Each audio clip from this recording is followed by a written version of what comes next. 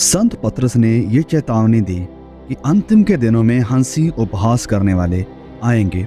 जब हम पढ़ते हैं दूसरा पतरस अध्याय 3 और उसके वचन 3 और 4 में यहाँ पर लिखा है, और ये पहले से ही जान लो कि अंतिम दिनों में हंसी उपहास करने वाले, इंग्लिश में लिखा है स्कफर्स, आएंगे जो अपनी ही अभिलाषाओं के अनुसार चलेंगे और कहेंगे कि उसके आने की प्रतिज्ञा कहाँ गई, क्योंकि जब से पूर्वज सो गए हैं सब कुछ वैसा ही है जैसा सृष्टि के आरंभ से था।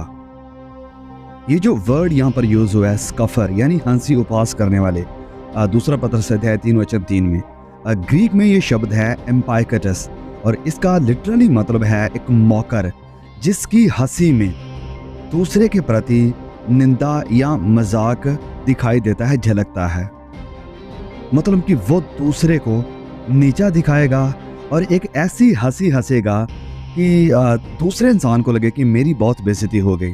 तो संत पौलुस भी इन्हीं दिनों के बारे में हमें सावधान करते हैं, चेतावनी देते हैं, जो कि दिन होंगे प्रभु मसीह यीशु के आने से पहले के दिन। और संत पौलुस कहते हैं कि ये जो स्कफर्स हैं, ये जो हंसी उपहास करने वाले हैं, वो प्रभु यीशु मसीह के दूसरे आगमन का इनकार करेंगे और इस चीज का या इस शिक्षा का मजाक बनाएंगे। और जो लोग मसीह यीशु के दूसरे आगमन की बात करते हैं या दूसरे आगमन के इंतजार में हैं, वह उनका भी मजाक बनाएंगे, उनके ऊपर भी वो हंसेंगे। अब ये जो स्कफर्स हैं या हंसी उपहास करने वाले हैं, इन्हें क्यों लगता है कि वो सही हैं? क्योंकि तारीखें गुजर गईं लेकिन कुछ भी नहीं हुआ। क्योंकि ध्यान दीजिए उस घटना पर जो कि हुई थी 1780 को, मई 19 को। जो न्यू इंग्लैंड के लोग थे, उन्होंने जब हॉरिजन को देखा, जब आकाश को देखा, तो वो पूरी तरह से ग्लो होना बंद हो गया था।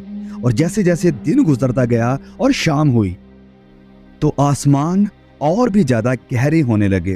तो लोगों ने अपने घरों में मोमबत्तियां जला ली और जब पंछियों का चहचहाना बंद हो गया, जब एनिमल जानवर भी शांत हो गए, सब कुछ शांत हो गया, तो जो लोग थे उस शहर के, वो चर्चेस के अंदर चले गए।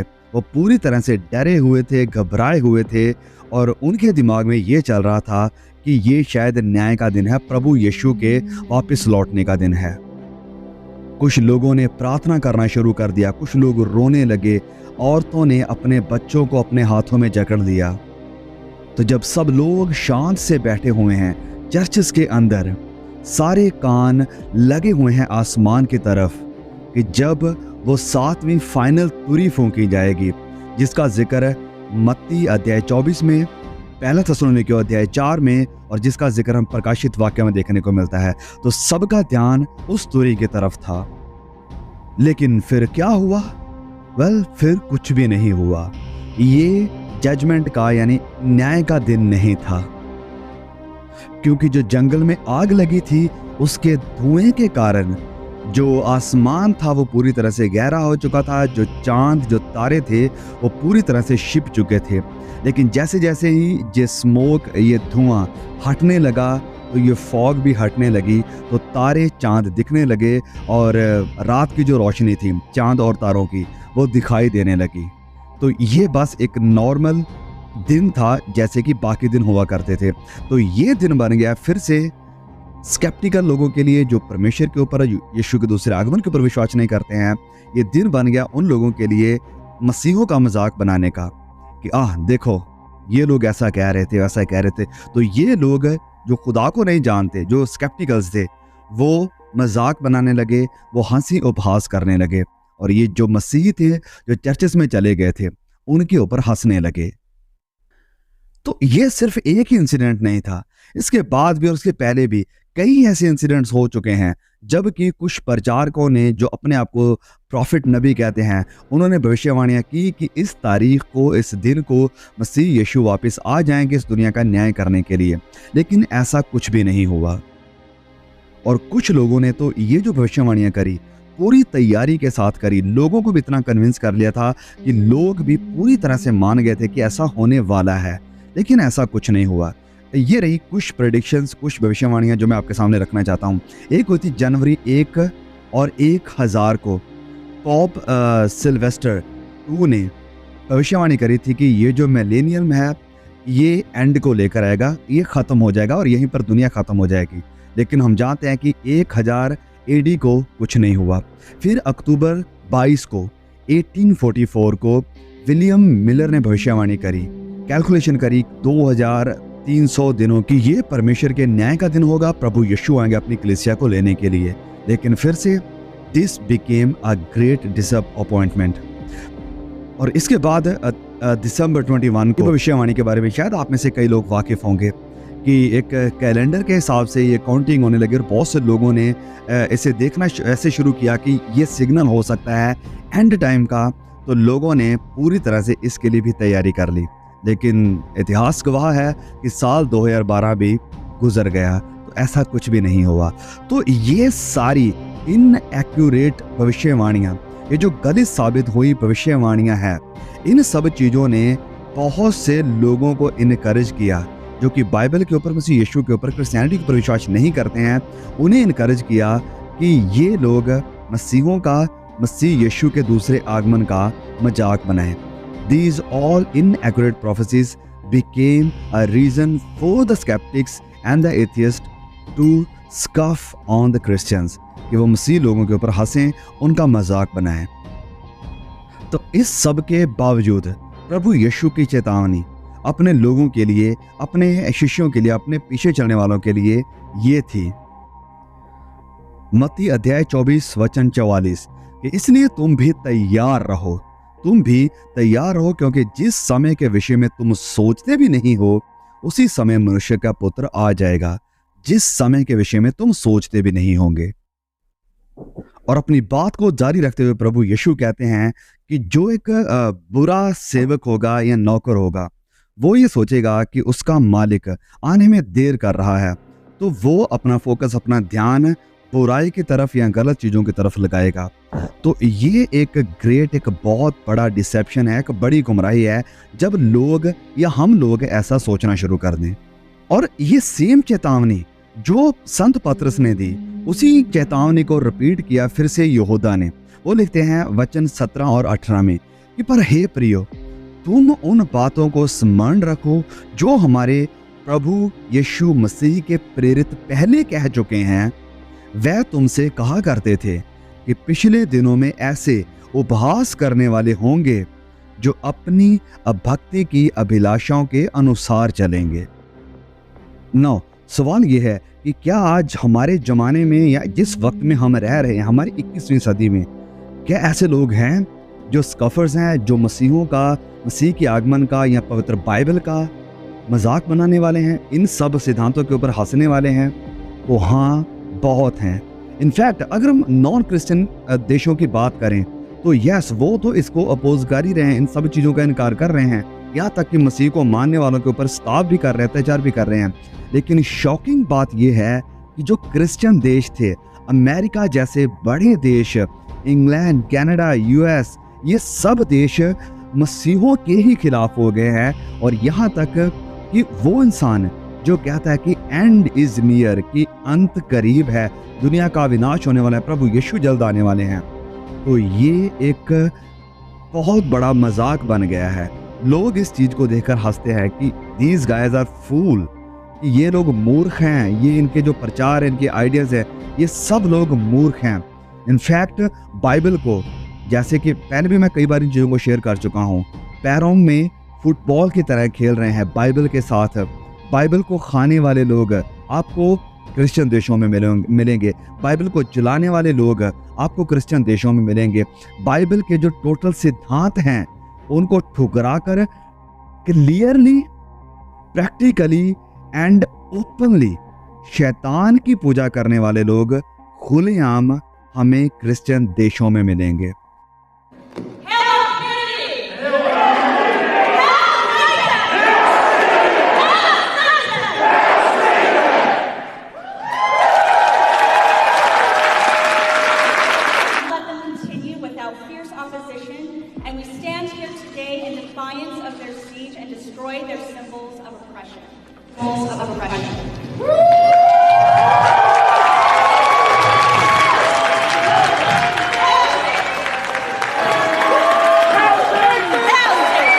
और यहाँ तक कि पिछले कुछ हफ्ते या महीने पहले हमने वीडियो अपलोड करी थी कि कनाडा में एक औरत चुपचाप शांत खड़ी होकर प्रार्थना कर रही थी सड़क के ऊपर, और उसे आकर पुलिस ने अरेस्ट कर लिया। रीज़न क्या दिया कि वो प्रार्थना कर रही थी, प्रार्थना अपने मन में। तो ये सब कहाँ पर हो रहा है? क्रिश्चियन देशों में। और ये सब कुछ देखते हुए, क्योंकि वचन को सच्चा होना, वचन की जो भविष्यवाणी प्रभु यीशु ने कही है उनका पूरा होना जरूरी है। प्रभु यीशु ने कहा था कि सब जातियों के लोग, प्रभु यीशु ने ऐसे नहीं कहा था कि कुछ जातियों के लोग या एक दो कंट्रीज को छोड़ के बाकी जातियों के लोग, नहीं, सब जातियां, मतलब सब जातियां, हर कोई। प्रभु यीशु ने कहा था कि सब जातियों के लोग तुमसे बैर करेंगे, और ये पूरे होते हुए हमने देख लिया है। हर एक देश में, हर एक कंट्री में मसीहों का विरोध हो रहा है। क्रिश्चियन कंट्रीज भी क्रिश्चियंस के खिलाफ हो गई हैं। Just check it out. ये सब कुछ भी छिपा हुआ नहीं है, सब कुछ हमारे सामने है। रिपोर्ट में आपको कई बार बताता था, कई बार जो अपडेट्स आती हैं मैं आपके सामने लेकर आता रहा हूँ। आप लोग अच्छी तरह से जानते हैं कि क्या हो रहा है वेस्टर्न यूरोपियन कंट्रीज में भी मसीहों के खिलाफ, बाइबल के खिलाफ। तो अब हम मसीहों के लिए या जितने भी विश्वासी लोग हैं उनके लिए क्या एडवाइस है? वेल, तो हमें इस बात को याद रखना है कि God will not be mocked, कि परमेश्वर का मजाक बनाया नहीं जाएगा।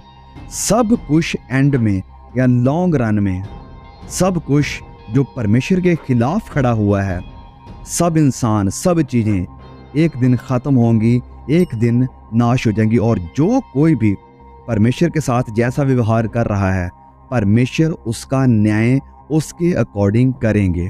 जैसे संत पौलुस ने इस बात को कहा, जब हम पढ़ते हैं रोमियो अध्याय 14 और उसके वचन 10 में, कि हम सब के सब परमेश्वर के न्याय सिंहासन के सामने खड़े होंगे। सब के सब, जितने हंसी उपहास करने वाले हैं, जितने परमेश्वर का मजाक बनाने वाले, मसीहों का मजाक बनाने वाले और बाइबल का मजाक बनाने वाले हैं, वचन में लिखा है कि सब के सब परमेश्वर के जजमेंट का जो सिंहासन है, जो शीट है, उसके सामने आकर खड़े होंगे। तो हम जो मसीही लोग हैं, हमें प्रभु यीशु मसीह के प्रति वफादार रहना है, और जो उसका राज्य आ रहा है हमें उसका प्रचार करना है। और सिर्फ ऐसे मसीही बनकर ही नहीं रहना है जो कि मसीह यीशु की सिर्फ माफ़ी को चाहते हैं कि गुनाह कर लिया और प्रभु यीशु से माफ़ी को ले लिया। नहीं, हमें परमेश्वर की ताकत चाहिए, परमेश्वर की आत्मा को रिसीव करना चाहिए, ताकि हम बार बार पाप के साथ खेलने वाले नहीं, वरन जयवंत मसीह बने, पाप के ऊपर जीत पाने वाले मसीह बने। और आत्मा के जो फल हैं, जैसे प्रेम, शांति, आनंद, भलाई, निर्मयी, संयम, हम सब इन सब जो आत्मिक फल हैं इनमें बढ़ने वाले हों, और लगातार मसीह यीशु के ऊपर विश्वास को बनाए रखें और स्थिर रहें हर एक सिचुएशन में, हर एक हालात में। अब इंसान होते हुए कई बार हम ये सोचते हैं, हम कई बार ये कल्पनाएं करते हैं कि क्यों प्रभु यीशु इतनी देर लगा रहे हैं, इतनी बुराई बढ़ चुकी है, इतना मसीहों के खिलाफ अत्याचार हो रहा है, तो क्यों प्रभु यीशु इतनी देरी कर रहे हैं? वेल, तो वचन में लिखा है कि परमेश्वर के सामने एक दिन 1000 वर्ष के बराबर है और 1000 वर्ष एक दिन के बराबर है। और हमें इस बात को याद रखना चाहिए कि परमेश्वर के पास एक यूनिक, एक अलग ही नजरिया है अंतिम दिनों को लेकर और लोगों को लेकर।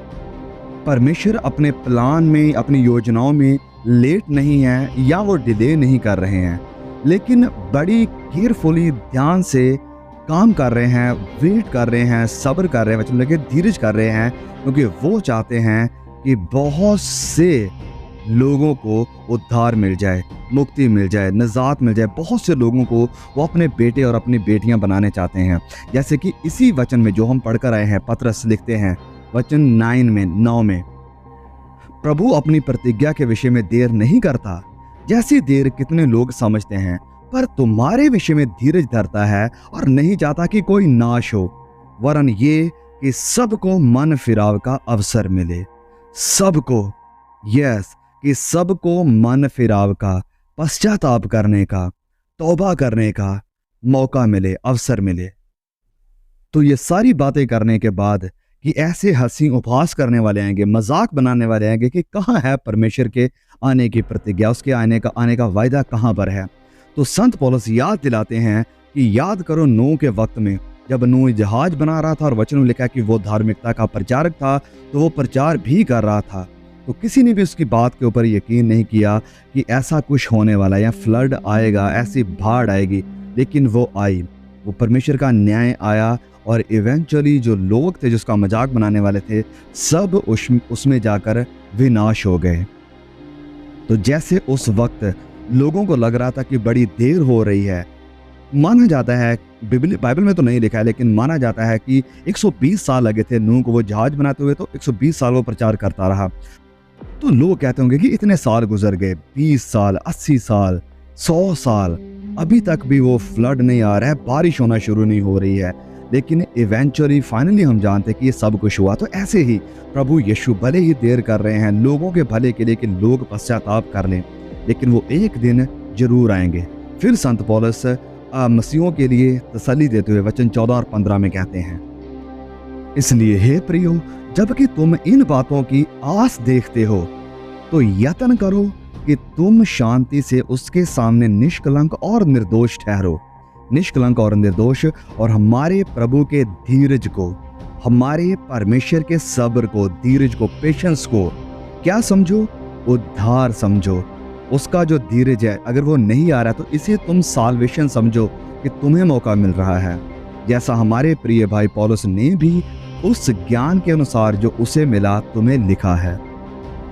तो हमें एक बड़ी तसल्ली है, हमें एक बड़ी उम्मीद है कि हमारे खुदावंद मसीह यीशु आएंगे, क्योंकि जो जो उन्होंने कहा था कि उसके आने से पहले होगा, वो सब कुछ होते हुए हम अपनी आंखों के सामने देख रहे हैं। उसके आने का वो दिन, उसके लौटने की वो घड़ी, उसके लौटने के वो कदम हमें सुनाई दे रहे हैं। हम देख सकते हैं कि प्रभु यीशु का आना बहुत से भी ज़्यादा बहुत करीब है और हम उसकी बाट जोते हैं। हमें बुलाया गया कि हम वफादार बने रहें, निष्कलंक खड़े रहें, सब्र के साथ मसीह यीशु का इंतज़ार करें, ताकि जब वो आए तो वो अपने सेवकों को काम करते हुए पाए, उसमें फोकस्ड पाए, ना कि डिस्ट्रैक्ट होते हुए उससे दूर उसे छोड़ गए पाए।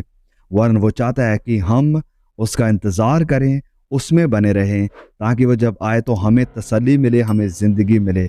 और जो उसका विरोध करते हैं और जो उसके लोगों को सताव देते हैं, जैसे थिस्सलुनीके के खत में पौलुस कहते हैं कि उन्हें पलटा दे, बदले में उन्हें सज़ा दे जो तुम्हें सज़ा देते हैं, जो तुम्हें सताव देते हैं। सो प्लीज़ मेरे भाइयों, मेरे बहनों, मैं आपको भी इनकरेज करना चाहूँगा कि विश्वास में बने रहें। खुदावंद मसीह यीशु का आना नज़दीक है, करीब है और जल्द है। यहाँ तक मैं कहना चाहूँगा कि आज जिस घड़ी में हम हैं, ऐसी चीज़ों का, ऐसे वक्त का, ऐसी टेक्नोलॉजीज़ का और ऐसे सब घटनाओं का जिनका हम आज सामना कर रहे हैं, पहली सदी के किसी भी लोगों ने नहीं किया था। जो चीज़ें आज हमारी आंखों के सामने हो रही हैं, and this should encourage us and this should fill us with the hope. ये हमें उम्मीद मिलनी चाहिए इन सब चीज़ों से कि प्रभु की बातें सच्ची हुई हैं, वो जल्द अपने लोगों को लेने के लिए आएंगे। God bless you, see you again.